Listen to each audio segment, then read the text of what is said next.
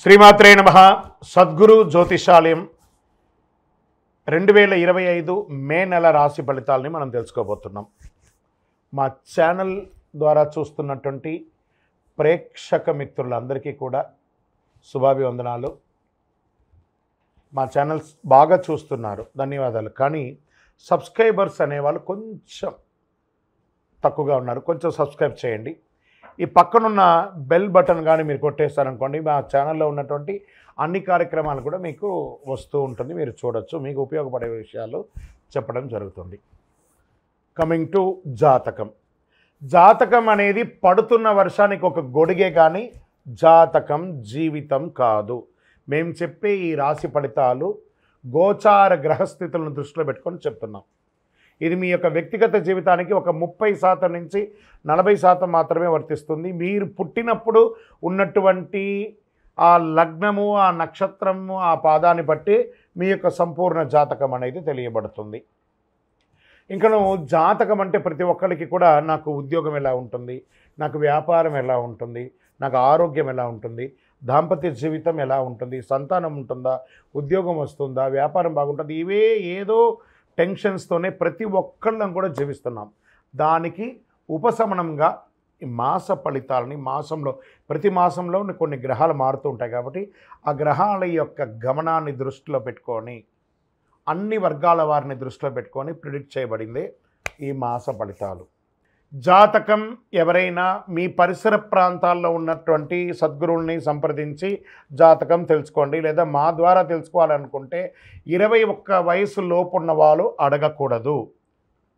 ఎందుకంటే మీరు విద్య చదువుకుంటున్నటువంటి వారు కాబట్టి మీరు ఖచ్చితంగా మీ యొక్క వ్యక్తిగతమైనటువంటి జీవితంలో 21 సంవత్సరాల వరకు జాతకం అడగకండి.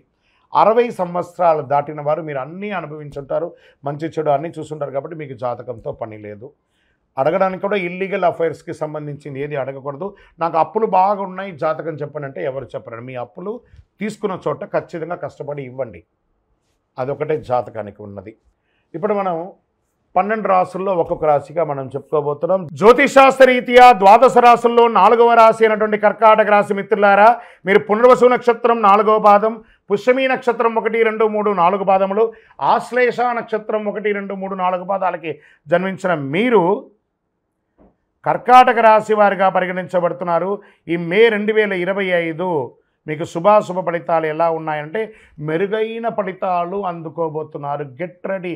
చాలా రోజులుగా పడుతున్నటువంటి అష్టమ శని ఇబ్బందులన్నీ పడ్డారు కదా, మార్చి వరకు అన్ని యోగాలు జరగబోతున్నాయి. జాక్పాట్ ఇయర్గా మీరు అనుకోవచ్చు. కుజుడు ఈ నెల బలహీన స్థితిలో ఉంటాడు. మొదటి ఇంట్లో బలమైన కుజుడు, మొదటి అర్ధభాగంలో 5వ ఇంటిపైన బృహస్పతి మంచిది, లాభగ్రహానికి అధిపతి అయినటువంటి శుక్రుడు ఆర్థిక సమస్యలకు సంబంధించిన కొన్నిసార్లు అన్నిటినీ తొలగించి అదృష్టంలోకి తీసుకెళ్తాడు. అన్నింటా విజయం పొందుతారు. అసలు ఎంత అద్భుతంగా ఉందంటే కర్కాటక రాశి వారికి, మీరు కాస్త నోరు అదుపులో పెట్టుకోండి, విజయం అంతా మీ ఇంట్లో ఉంటుంది. ఆ ఒక్కటే మీకు కొంచెం ఇబ్బంది, ఎందుకంటే ఎదుటివారు ఎంతటి వారనే తోలనాడతారు. మీరు వాళ్ళు ఎలా అయినా మాట్లాడేస్తారు, సారీ కూడా చెప్పరు మీరు. అదే మీకున్న గొప్పతనం. కాబట్టి కొంచెం ఈ నోరు అదుపులో పెట్టుకుంటే అదృష్ట లక్ష్మి మీ ఇంటి ముందర ఉంటుంది. మీరు అన్నింటి విజయం పొందుతారు. కొత్త కార్యక్రమాలకి సానుకూలంగా ఉంటాయి. మీ ప్రయత్నాలు అన్నీ ఏది ప్రయత్నం చేయండి, వ్యాపారం, ఉద్యోగం, విదేశీయానం, ఏమేమి చేయాలనుకుంటున్నారు, గృహ నిర్మాణం, అన్నిటికీ శుభం. సుదూర ప్రాంతాలు, విదేశాలకి ఉద్యోగం వెళ్ళాలనుకున్నారా, రెడీ. సుదూర ప్రాంతాల్లో ఉన్నారా, మీకు పర్మనెంట్ వీసా, గ్రీన్ కార్డ్ లాంటిదా అది అవుతుంది.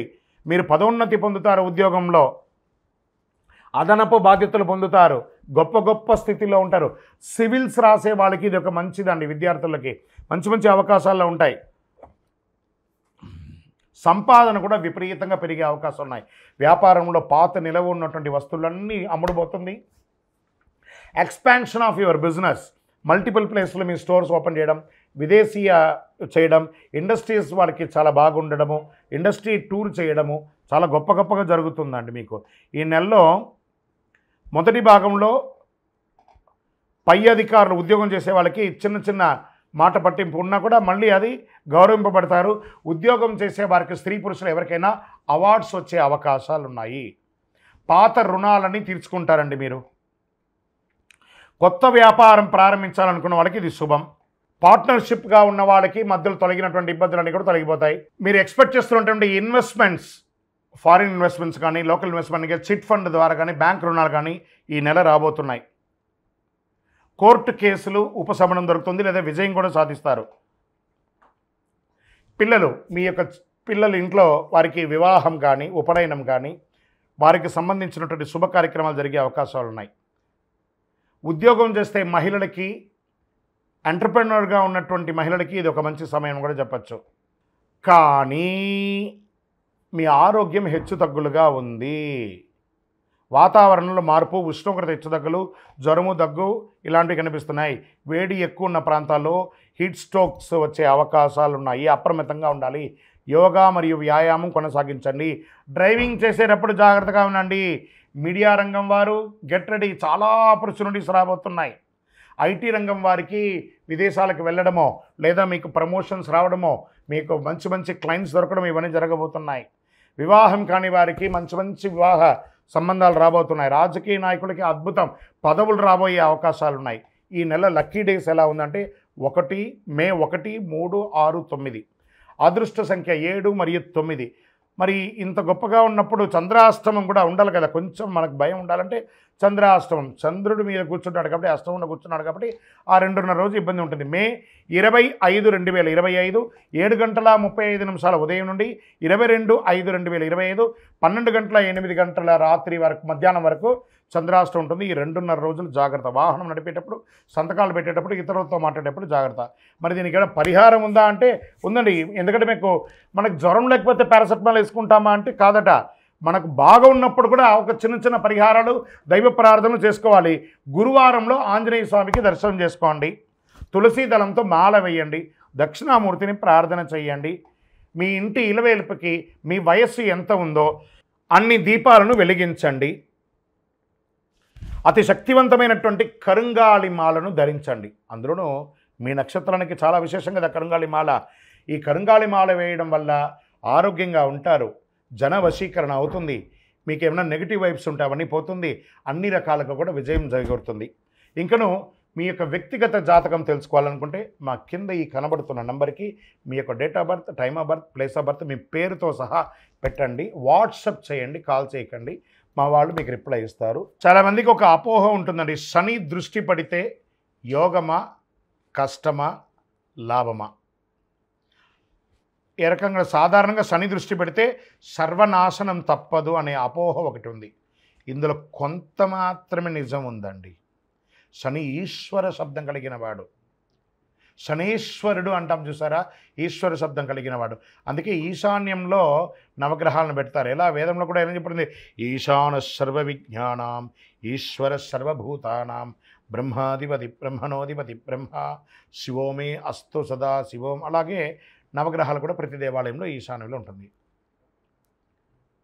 కొన్ని మినహాయింపులు కూడా ఉన్నాయి. ఎలా అంటే తులా, ధనుసు, మీన రాశుల నుంచి శని ఏ రాశులను చూసినా ఆ రాశులు ఉత్తమ ఫలితాలను పొందుతారని జ్యోతిష్ శాస్త్రం చెప్తుంది. శని తానున్న రాశి నుంచి 3, 7, 10 రాశులను వీక్షిస్తాడు. ప్రస్తుతం మీనరాశిలో ఉన్నందువల్ల శనీశ్వరుడు వృషభ, కన్య, ధనురాశులను వీక్షించడం జరుగుతుంది. ఈ వీక్షణ వల్ల ఈ రాశుల వారికి యాక్టివిటీ పెరుగుతుంది. కొన్ని రాశులు చిన్న ఇబ్బందులు ఉండొచ్చు.